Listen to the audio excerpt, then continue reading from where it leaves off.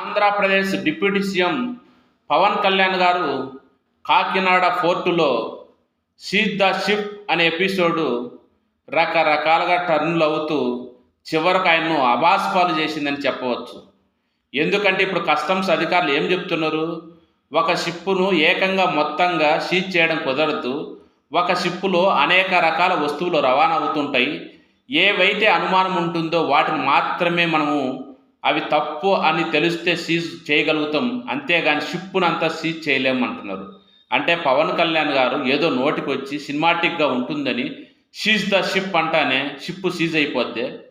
మీరు అవగాహన లేకుండా ఎవరి మీదనో కుట్రలు చేయాలని, ఎవరి మీద నిందలు మోపాలని తొందరపడి పోయి మీకు తెలిసి తెలియనటువంటి ఒక విధానాన్ని చొరబడితే ఇలానే ఫలితాలు ఉంటాయి. కాబట్టి ఇప్పటికైనా మీరు ఏదైనా ఒక వ్యవస్థలోకి మాట్లాడాలనుకున్నప్పుడు అన్నీ తెలుసుకొని మాట్లాడండి, బాగుంటుంది.